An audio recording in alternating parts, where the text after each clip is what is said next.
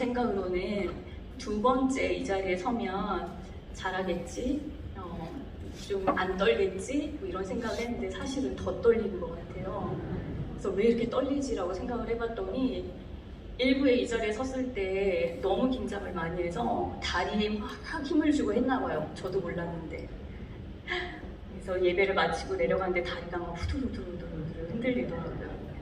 지금도 두 발에 힘을 딱 주고 이 시간에 서 있습니다. 방금 저희가 함께 기도했듯이 이 시간이 성령님께서 주장하는 시간, 그리고 성령님께서 우리의 성도님들 사이를 운행하여 주셔서 각자에게 들려주시고자 하시는 하나님의 말씀이 들려지는 시간이 되기를 소망합니다. 요즘 포항이 참 많이 힘든 시기를 지나오고 있죠. 갑작스럽게 예상은 하고 있었지만 그 흰남노라는 태풍이 포항 지역을 관통을 하면서 많은 피해를 입게 되었습니다. 사실 자연재해를 겪을 때마다 항상 느끼는 거지만 인간의 무력함을 항상 느끼게 되는 것 같습니다. 제가 사역을 시작하기 전에는 이렇게 사역자로서의 삶을 하기 전에는 단 한 번도 자연재해라는 것을 겪어보질 못했습니다. TV를 통해서만 간접적으로 경험을 하게 되죠. 아, 저 지역에 태풍이 지나갔구나.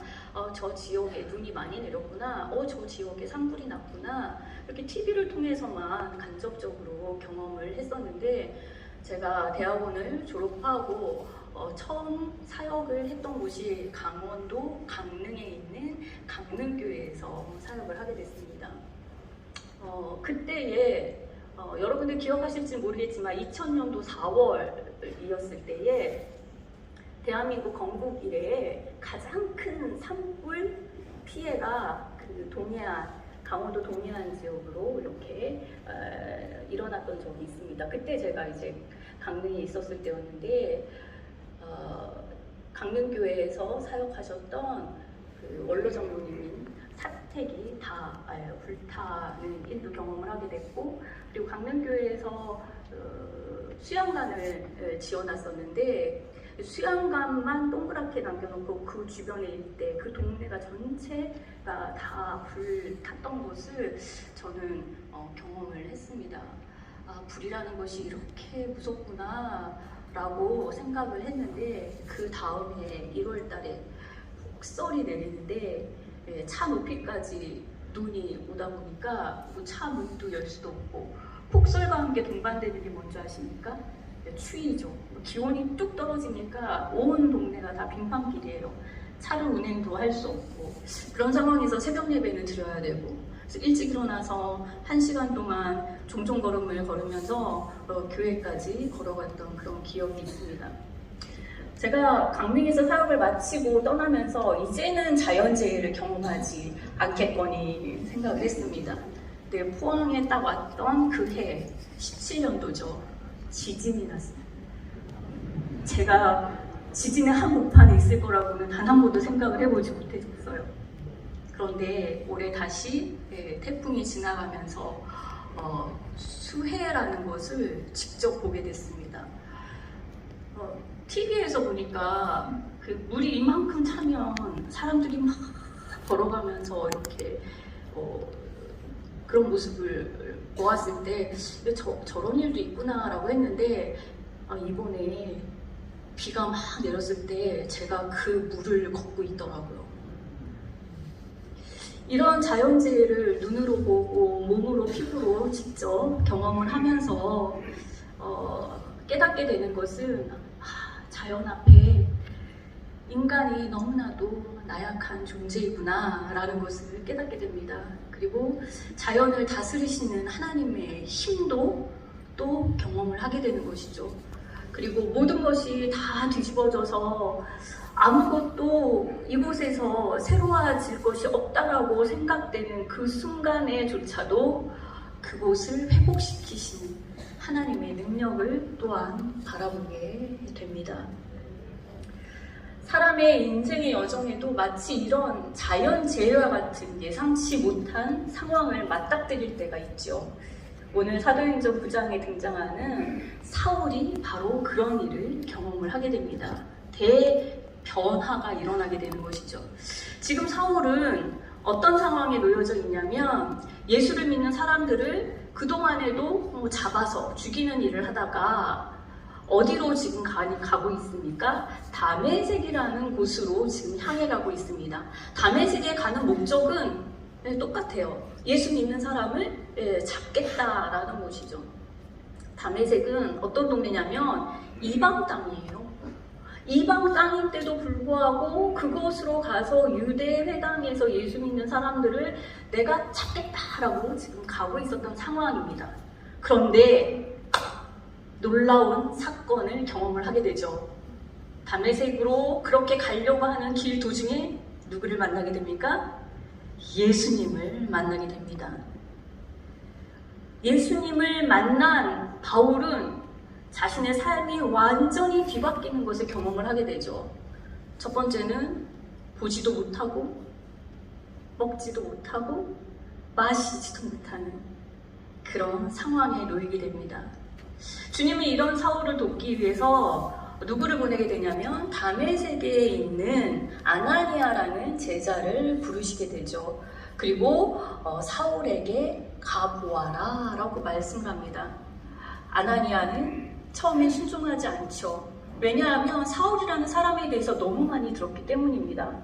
이 사울이라는 사람은 예수 믿는 사람을 잡아서 죽이는 역할을 했던 사람인데 왜 내가 그곳에 가야 합니까? 라는 물음이 있었다라는 것입니다. 그때 예수님이 아나니아에게 이렇게 말씀하시죠. 뭐라고 말씀하시냐면 사도행전 9장 15절의 말씀입니다. 주께서 이르시되 가라, 이 사람은 내 이름을 이방인과 임금들과 이스라엘 자손들에게 전하기 위하여 택한 나의 그릇이다 라고 말씀을 하고 있습니다. 이 15절의 말씀을 통해서 우리는 주님께서 사울에 대해서 어떻게 생각하고 있는지를 깨닫게 됩니다. 주님에게 있어서 사울은 어떤 존재이냐? 내가 택한 사람이다 라는 것이죠. 그리고 나의 그릇이다 라고 말씀하는 것입니다. 내가 택했다라는 것은 그 소유권이 누구에게 있다는 것입니까? 네, 주님께 있다라는 거예요. 얘는 이제부터 내 거야 라는 거죠. 그리고 얘는 나의 그릇이야 라고 말씀을 합니다. 그릇이라는 것은요, 사용하겠다라는 뜻을 가지고 있어요. 그릇은 장식품으로만 놓았을 때는 그릇의 역할을 할 수가 없잖아요. 이 사람은 나의 그릇이다 라고 말씀하셨다라는 것은 이제부터 내가 사용하겠다, 내가 이 사람을 쓰겠다, 하나님의 일꾼으로 쓰겠다라고 그렇게 선포하신 것과 마찬가지인 얘기입니다. 그렇다면 하나님은 왜 사울이라는 사람을 택했을까요? 궁금하지 않으십니까? 이 질문에 대해서 대부분의 사람들은 뭔가 쓸만한 구석이 있으니까 택하셨겠지? 이렇게 생각을 하실 거예요. 그래서 사울의 조건을 보면 너무나도 화려합니다. 유대인이기도 하고요. 헬라 철학의 본고장인 길리아 다소에서 태어나서 그곳에서 자랐습니다. 엄청 똑똑한 거죠. 철학적인 사고를 가지고 있었던 사람입니다. 그리고 더불어서 가말리엘 문화생으로 촉망받는 그런 바리새인으로서의 삶을 살고 있었고요. 그리고 가문으로는 베냐민 지파에 속한 사람입니다. 굉장히 얘기만 들어도 화려하죠. 가문도 좋고 공부도 많이 했으니까 학연도 좋고, 그리고 지역적으로 태어난 곳이 엄청 좋은 지역이니까 지연도 넓을 것이고, 아주 스펙으로만 보면 막강한 사람인 거죠. 우리는 보통 이렇게 조건이 좋은 사람을 능력 있는 사람이다라고 많이들 생각합니다. 그쵸? 조건이 좋으면 이 사람은 능력이 많을 거야 라고 이렇게 생각을 하죠. 그래서 사울이 이렇게 조건이 좋으니까 능력이 많을 거고 능력이 있으니까 하나님이 선택하시지 않았을까? 라고 우리는 생각합니다. 그런데 하나님은 이런 육적인 조건들만을 보고 선택하시지는 않으신다라는 사실을 여러분 반드시 기억하시기를 원합니다. 왜냐하면 쓸만한 구석이 없는 사람을 변화시켜서 하나님의 능력을 보여주는 분이 바로 하나님이기 때문입니다. 이 사람이 능력이 없어도 이 사람을 변화시켜서 하나님의 능력을 보여주시는 것, 이것이 누가 하시는 일입니까? 하나님이 하시는 일이기 때문입니다. 우리가 사실 우리 스스로를 바라보았을 때에 내가 괜찮은 사람이어서 크리스찬이 되셨나요? 나의 조건이 엄청 좋아서 하나님이 나를 부르셨을까요? 우리가 괜찮은 사람이라서 크리스찬이 된 것이 아닌 것처럼 하나님이 일꾼으로 그 사람을 선택할 때에는 얘가 너무 괜찮은 사람이어서 얘의 조건이 너무 좋은 사람이어서 그 사람을 사용하시는 것이 아니라 얘를 선택을 해서 하나님의 능력을 보여주는 것이다 라는 것을 여러분 믿으시길 바랍니다. 내가 선택받았다라는 것은 내가 하나님의 일꾼으로서 지금 사용되고 있다라는 것은, 쓰임을 받고 있다라는 것은 내 능력이 월등해서가 아니라 하나님께서 그 능력을 부어주시기 때문에 내가 그 시간 그 장소에서 그 일을 하고 있는 것입니다. 이것이 바로 하나님의 은혜입니다. 하나님은 하나님을 의지하는 사람을 쓰시지 하나님을 의지하지 않는 사람을 사용하시는 법은 없습니다. 하나님을 의지하지 않는 사람은요, 하나님과 보조를 맞춰서 갈 수가 없는 거예요. 어디로 튈지 모르는 거예요. 하나님은 이쪽으로 가길 원하시는데 자꾸 내 생각과 내 뜻과 내 의지로 반대로 가는 거죠. 자기의 뜻과 자기의 생각과 자기의 계획에 의지하는 사람을 하나님은 결코 사용하시지 않습니다. 하나님은 하나님을 의지하는 사람을 선택해서 사용하십니다. 그런데 여기 조금 이상한 것이 있죠. 주님은 지금 사울을 선택했다라고 말씀하시는데 사울은 육신적인 것을 보았을 때 부족한 것이 없어요. 그런데 따기 보면 예수 믿는 사람들을 잡아다가 죽이는 역할을 했어요. 그런데 왜 사울을 선택하셨을까요? 아마 사울에게 분명히 부족한 것이 있었기 때문에 하나님께서 선택해서 사용하셨다라는 것이죠. 부족함이 있었던 거예요. 아직 채워지지 않는 그 무언가가 있었기 때문에 하나님은 사울을 택하셨다라는 것입니다. 무엇이 부족했을까요? 무엇이 아직 채워져 있지 않은 것일까요? 무엇일까요? 그것은 바로 사울이 아직까지 예수를 알지 못했다라는 것이죠. 그것이 채워져 있지 않았다라는 것입니다. 아직 예수를 만나지 못했기 때문에 그런 일을 하고 있었다라는 거예요. 그런데 이랬던 사울이 예수를 만나서 그 예수로 채워지게 되니까 어떻게 됐습니까? 변화되었죠. 사울이 바울로 변화되게 된 것입니다. 예수를 알지 못했기 때문에, 예수를 만나지 못했기 때문에 사울은 사울일 수밖에 없었던 것이죠. 그런데 예수를 만나고 예수를 알고 예수와 함께 하였더니 그는 더 이상 사울이 아닌 바울의 삶을 살게 된 것입니다. 하나님은 특별한 사람을 택하시는 것이 아니라 하나님은 특별한 사람을 택하시는 것이 아니라 택함 받은 사람이 순종할 때에 그 사람을 특별한 사람으로 변화시키는 줄 믿으시길 바랍니다. 오늘 주님은 사울을 나의 그릇이다 라고 말씀을 하시죠.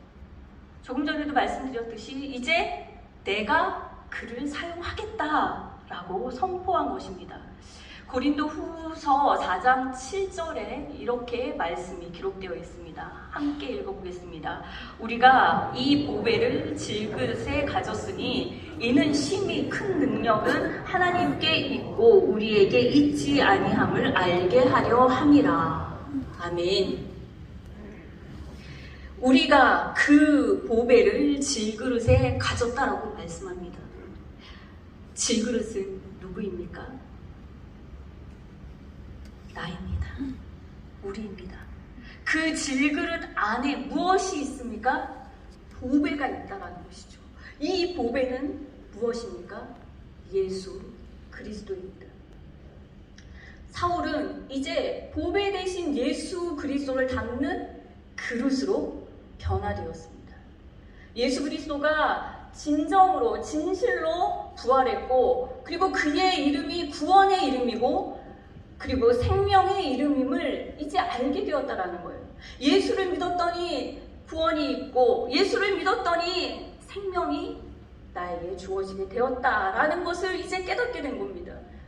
그래서 사울은 그동안에 자신이 가지고 있었던 소중하게 여기고 있었던 그 육적인 모든 것들을 무엇으로 여기게 되냐면 배설물로 여기게 됩니다. 자신의 힘이나 능력이나 학력이나 배경이나 타고난 재능 같은 것은 중요하지 않다라는 것을 깨달은 것이죠. 자기에게 이제 중요한 것은 무엇이냐면 오직 예수.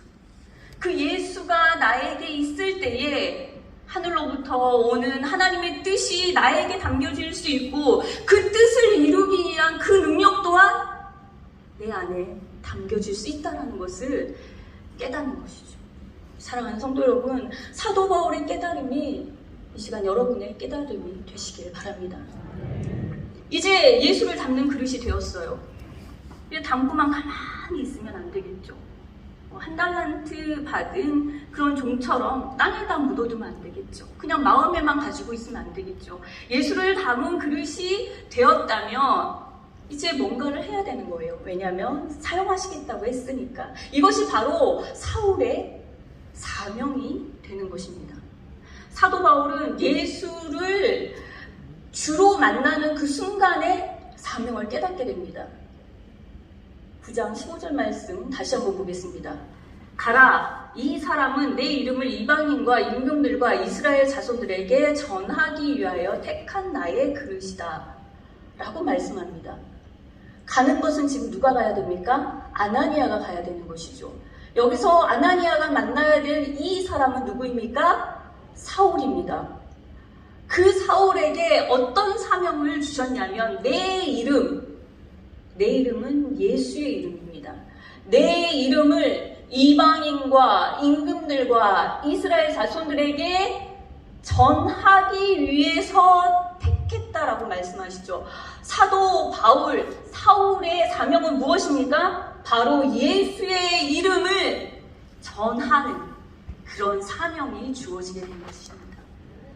예수를 만났다면 예수를 전하는 것이 그의 사명이 되는 것입니다. 사랑하는 성도 여러분, 우리 성도님들은 예수를 만나셨습니까? 만나시다가 중간에 어떻게 헤어지셨나요? 사랑하는 성도 여러분, 여러분은 예수를 만나셨나요? 네. 그렇다면 여러분은 예수의 이름을 전하는 사명이 주어져 있는 것입니다.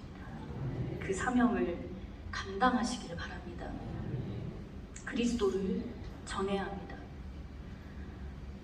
사울은 바울이 되었죠.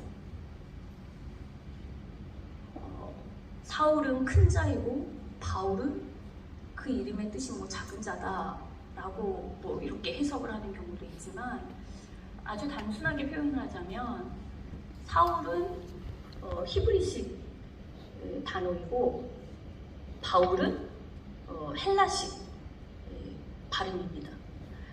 그래서 사울이 바울이 됐다라는 것은 어떤 의미를 가지고 있냐면 이방인의 선교를 위해서 택함을 받은 그릇이 되었다라는 것이죠.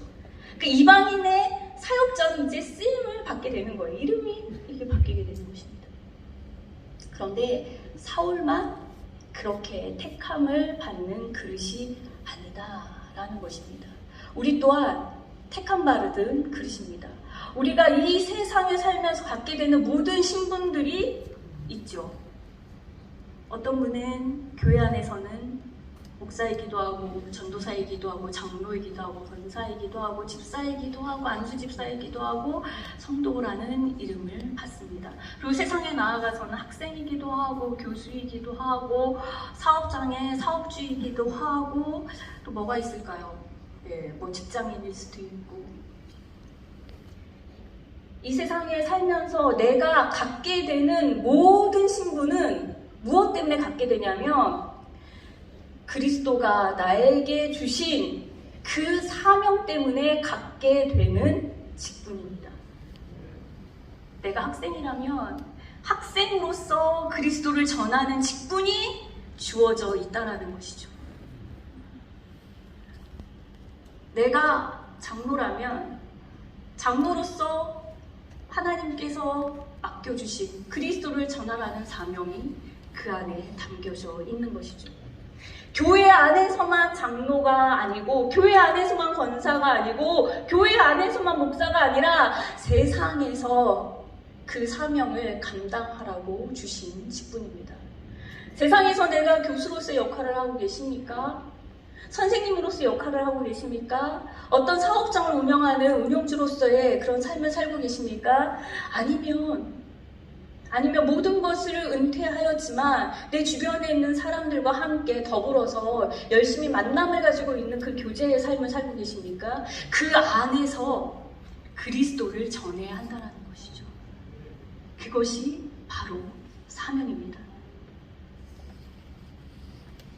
저는 날마다 하나님께 이렇게 고백합니다. 하나님, 나는 질그릇입니다. 왜냐하면 하나님이 나를 흙으로 만드셨기 때문입니다.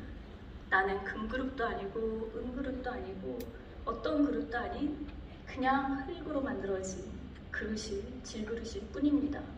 하나님 앞에서 우리 모두는 흙으로 만들어진 그런 질그릇일 뿐인 것이죠. 그런데 질그릇은 쉽게 깨집니다.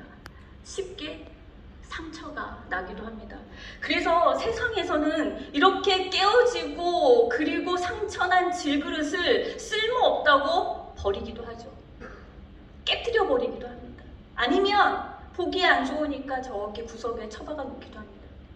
그런데 하나님은 우리를 그렇게 버리지 않으십니다. 왜냐하면 주님은 토기장이이시기 때문입니다. 다시 고쳐 쓰실 수 있는 분이시기 때문입니다. 아무리 상처가 나있고 아무리 깨어져 있어도 토기장이가 되어주시는 그 주님이 우리를 회복시켜서 다시금 회복시켜서 주의 일꾼으로 주의 사명을 감당할 수 있는 사람으로 그렇게 사용하신다라는 것이죠. 내가 연약해도 내가 가진 것이 없어도 내가 부족해도 내가 아무것도 할 수 없는 그런 육체를 가지고 있어도 아무리 볼품없는 모양새를 가졌을지라도 하나님은 그런 사람을 들어서 사용하십니다. 어떻게 사용하십니까? 그 깨어진 질그릇에 그 상처난 질그릇에 말씀을 부어주십니다. 말씀이 능력으로 나아가게 되는 것입니다.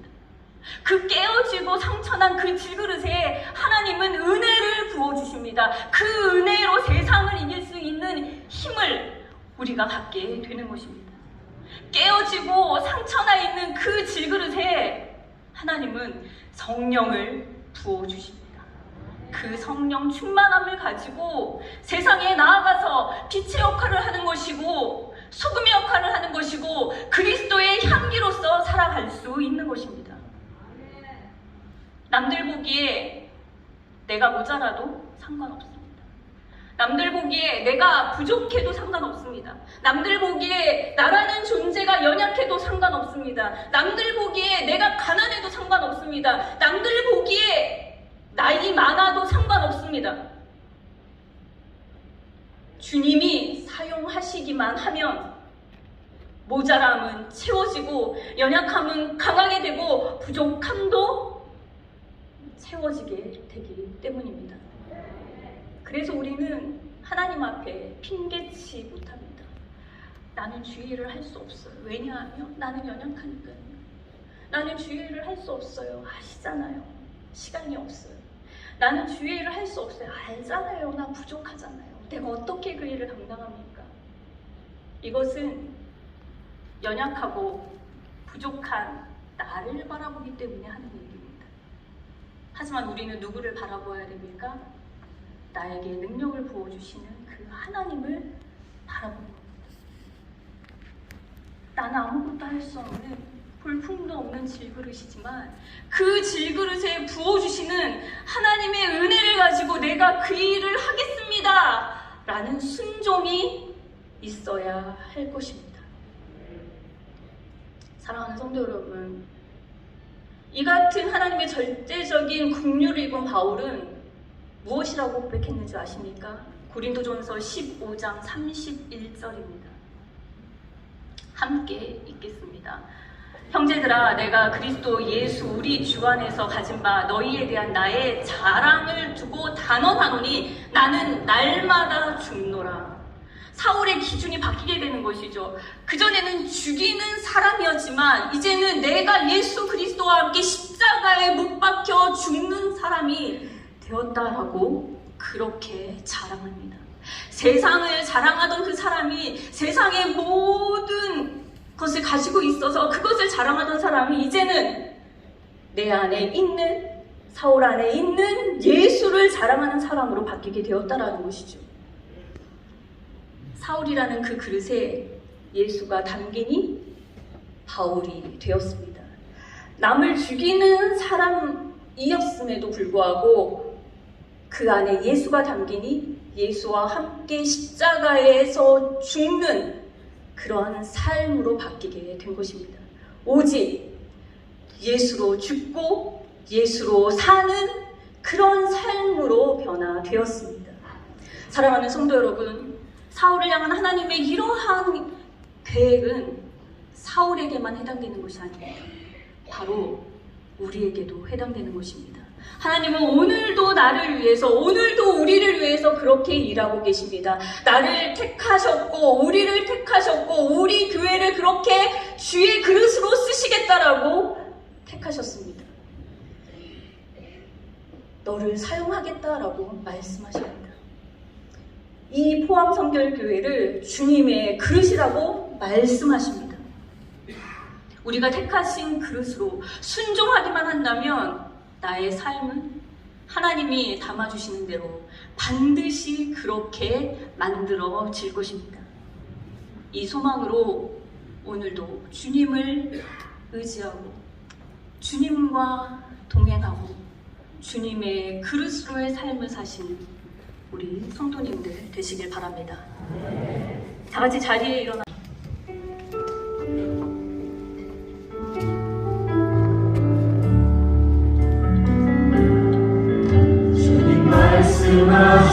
말씀하시면 내가 나가리라.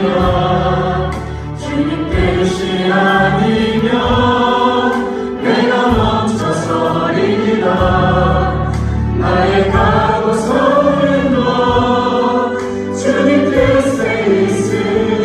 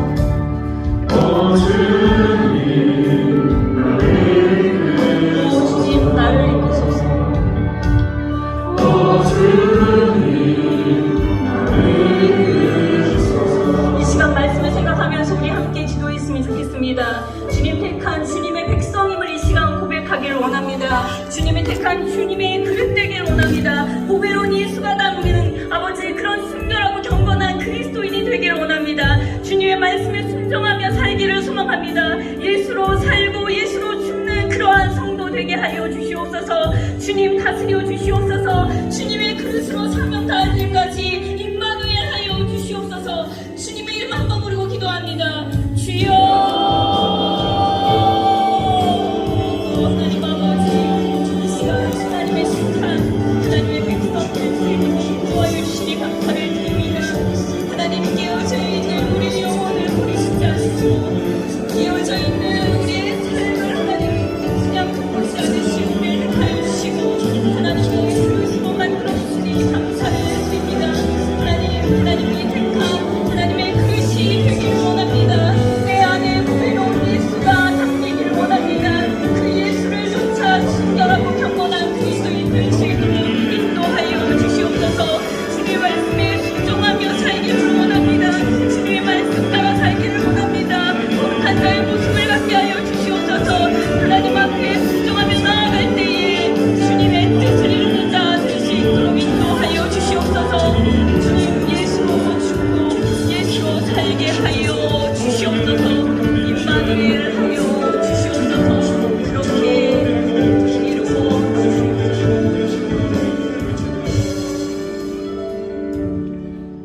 오늘도 주님의 말씀에 순종하기를 원합니다. 질그릇 같은 우리를 택하셨으니 하나님 성령의 은혜를 부어 주시옵소서. 주님의 그릇으로 사용하여 주시옵소서. 세상을 향해 마음을 두지 않고 어디를 가든지 십자가를 잊지 않게 하여 주시옵소서. 하나님 나라와 그 일을 위해 하늘의 뜻이 땅에도 이루어지기를 원하시는 그 하나님의 뜻을 이루며 살아가게 하여 주시옵소서. 하나님의 뜻을 이루어 나아가는 택하신 그릇 되게 하여 주시옵소서. 주님이 택한 주님의 그릇들이 모인 우리 교회 되게 하여 주시옵소서.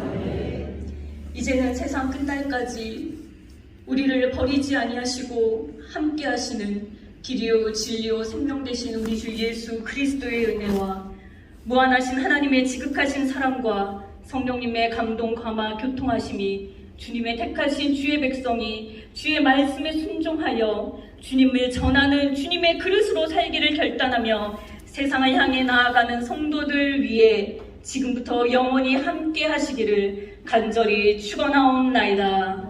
아멘.